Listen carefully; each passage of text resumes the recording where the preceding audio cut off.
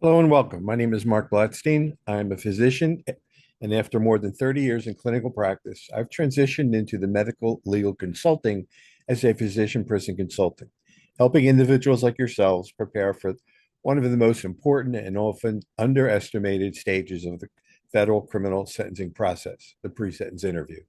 As a licensed physician who has personally experienced federal prosecution, sentencing, and the Bureau of Prisons, I bring both professional expertise and real world insight into this process.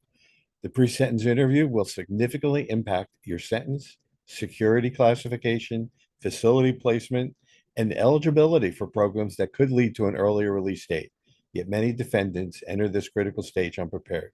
While no one can guarantee what a judge or the Bureau of Prisons will do, careful preparation can help ensure that you are seen as a complete person, not defined solely by the charges against you. If you or a loved one is facing sentencing, call me at 240-888-7778 to learn how I can help. Again, 240-888-7778. Thank you. So if you find yourself where you've been indicted and convicted either at trial or plea, it is still possible for you to lessen your sentence, but there's things you need to do. But I digress. Today, I'm going to be focusing on the Department of Justice's number one target, and that's going to be in the healthcare sector. They had a very widely publicized Department of Justice $14 billion healthcare convictions or takedown. And so there's lessons learned. For most, it's going to be prevention, protecting yourself from this era of healthcare fraud. So I'm going to read from this. This comes out of the AMA in May of 2025.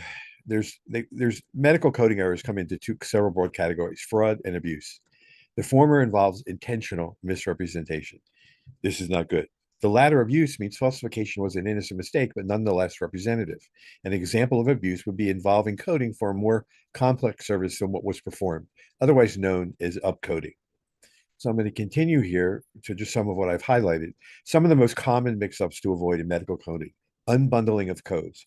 When there's a single code that's available that it captures payment for the component parts of the procedure, this is what you want to use. I know that there are some that may be tempted to break up uh, the code or break up your coding to the individual parts of the procedures that you performed, but it's not wise. Upcoding is if you're a physician in a specialty such as oncology that often has highly complex patients, you really need to follow the guidelines if you're going to go ahead and use the highest level evaluation and management code. And so there are examples of outright fraud in terms of upcoding. And this case is being used as a warning where a psychiatrist was fined $400,000 and permanently excluded from taking part in Medicare. And he billed for 30 to 60-minute face-to-face sessions when actually they were 15 minutes. And so you just don't want to get involved in any of this upcoding, no matter uh, how much you feel that you're entitled to your expertise. Unfortunately, the Department of Justice is checking in. Failing to check the National Correct Coding Initiative, this is where there's edits that they provide for multiple codes. These are automated repayment edits that are reached analyzing every pair of codes billed.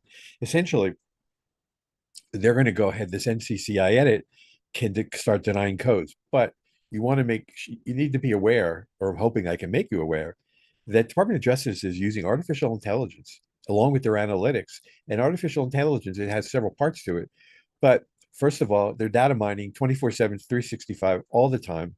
And if they pick you up, they actually have different AI models that each have their own task, but they're smart enough to go ahead and combine their resources so that if they're looking for different things and they find all those different things and it happens to find them on you, these different programs can merge and it makes you look that much worse.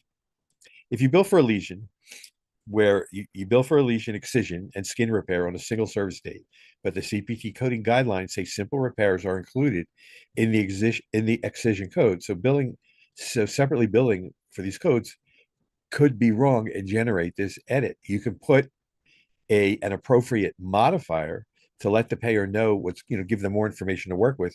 But again, with the use of artificial intelligence and analytics, if you start appearing so much higher or more frequent in your demographic market, you're going to get flagged. And believe me, it's not in your best interest. Failing to append the appropriate modifiers or appending inappropriate modifiers. This could involve reporting modifier 50 bilateral procedure to a procedure code where in that code it's already a bilateral service. Overusing modifier 22, increased procedural services. Everything comes down to documentation. I can't be clear enough. Some of the electronic medical records provide you the ability to do that. But if you excise a lesion located in a crease of the neck that is of a very obese patient, the obesity makes this excision more difficult. In this case, appending modifier 22 to the code used to report the removal could indicate the increased complexity. Improper reporting of the effusion and hydration codes, which are time-based. And again, this is where documentation becomes very important. A continuous intravenous hydration is given from 11 p.m. to 2 a.m. In that case, instead of continuous infusion, the two administrations may be reported separately. Recording unlisted codes without documentation, you might as well, put the bullet in the gun, load the gun, put it to your head and pull the trigger, because this may get flagged pretty quickly. And if you do this routinely, your documentation is the only thing you have that's going to keep you out of trouble. Federal healthcare enforcement is rapidly changing and is being driven by AI data analytics, which I go into. But these algorithms, you can't depend on AI to do your billing for you. So I'm going to open up this other website for a moment here. ICD-10 modifier. Who owns the liability? It's going to fall on you. I mean, once they go ahead, there's autonomous coding, artificial intelligence. You can't put the blame on an outside billing company or on your program that does the billing, because you're going to be liable. And so if your claims are AI coded, if yes, you're liable. It's kind of like if you have a general business and your employee does something wrong, the buck stops at your desk.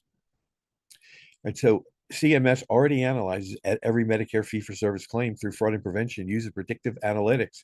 Once they find a pattern, it can really get to give you a very big problem. And so in real-time monitoring, this Kansas City doctor, I'll open it up, and he was sentenced to 3 years in prison for Medicare fraud. That's in addition, I'm pretty comfortable saying that there was a dollar restitution amount. So it is not just going to be a false claim act. At some point, you don't want to roll the dice and then wind up in prison. So if you're convicted at trial or you have a plea, it's still possible to lessen your sentence. But it's going to, how is this done? It's done with preparation for your pre-sentence interview. It's a very big, this is the most important meeting you're going to have in your life. I had a felony conviction in 2006. I did get my medical license back. There was no Medicare fraud, but there was a fraudulent action taken, and I was guilty. As I said, got my license reinstated. So I'm a physician with firsthand experience of navigating felony convictions and incarceration within the Federal Bureau of Prisons. My expertise lies with sentencing mitigation, the pre-sentence interview preparation, which is the most important part of your life, guidance on life inside the Federal Bureau of Prisons, and making sure that if we can make you eligible for early release. But there's no guarantee. No one can guarantee you. Your lawyer can't. No one can, as to what ultimately your judge or the federal prisons is going to do.